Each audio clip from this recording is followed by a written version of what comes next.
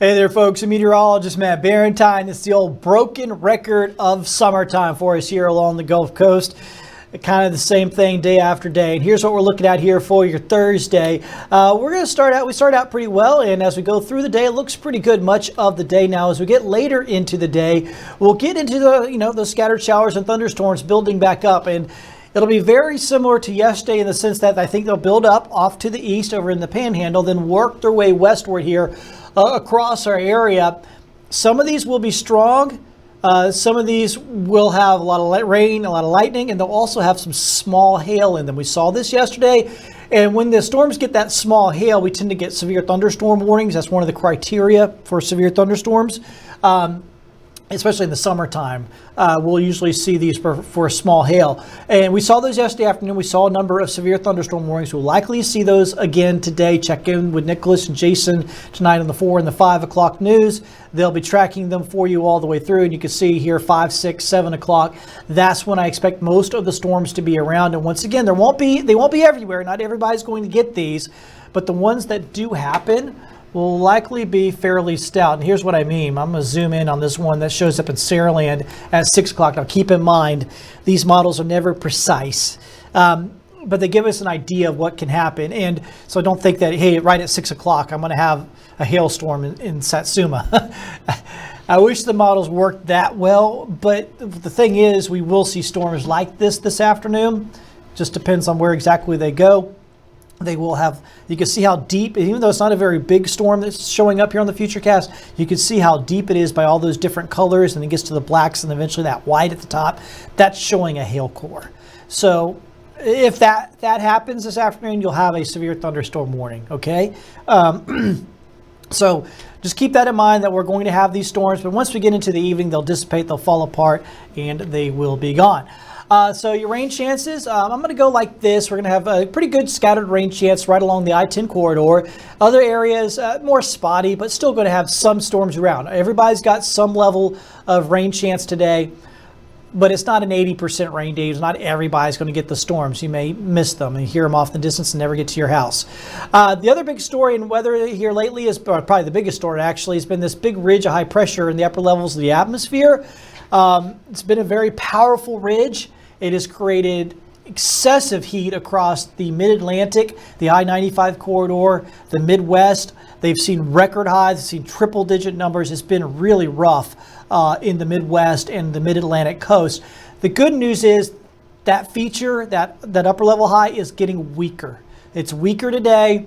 That will limit its impacts. There'll still be impacts. I mean, they're still going to be quite hot across the Midwest and parts of the mid-Atlantic. You can see those highs in the mid-90s, but that's a lot better than the triple digits that they were a couple days ago. In fact, New York City hit the triple digits a couple days ago. Now there'll be a high of 78.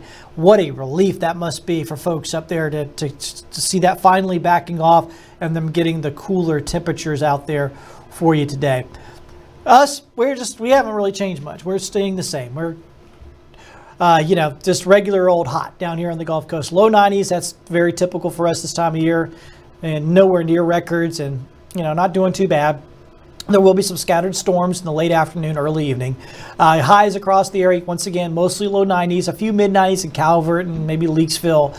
But once again, this is nothing unusual. This is right about where temperatures should be at this time of year. Same with the heat index, 100, 101, 102. Nothing unusual about that. That's right about in line with most summer afternoons days. You know what I mean. It's in line with a typical summer day. Here's your tropical outlook. There is some storminess over the Western Caribbean, but that's not organized in any sort of tropical fashion, so we're good. There's no new tropical development here over the next 7 days. At the beaches, low on the rip current risk, so that is great news there. I didn't put the boating forecast in for, let me go ahead and just click on it. I forgot to set it in here, but it's there. And the good thing about the boating forecast, it's going to be the same basically for the next several days as we go into the weekend. So if you're thinking about taking the boat out and doing some snapper fishing, or maybe you've chartered with somebody to go out and do some snapper fishing, I think you won't have any problems. It should be really good out there for the most part. Obviously, we've got to watch out for the occasional pop-up shower or thunderstorm, so keep an eye on the radar.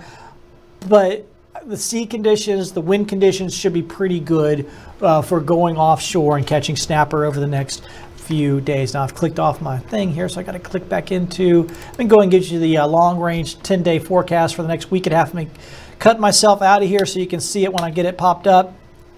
And you know, it's the broken record of summertime. It's going to be the same day after day. We're going to look at scattered showers and storms, hot and humid conditions. You know, and as you make your plans, like I always say, you just be flexible this time of year. We cannot change like you look at the weekend, you see 40% on Saturday, 50% on Sunday, like, oh no, you don't change your plans. Make your plans, do your thing.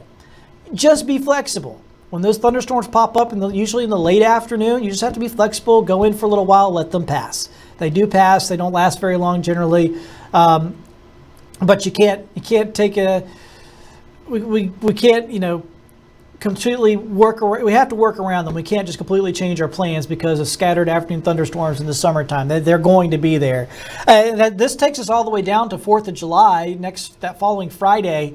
And you can see 93 degrees there on that Friday. And you can see, of course, the icon there showing the scattered showers and thunderstorms. Will it rain on the 4th of July? Oh yeah, it'll rain on the 4th of July. It always rains somewhere on the 4th of July in our area. The good news is generally these are spotty storms that fizzle out as we head into the evening. So as you get to the fireworks that night, we should be doing pretty good. All right, so that's what it looks like for the next week and a half. Thank you so much for joining us here on Fox 10.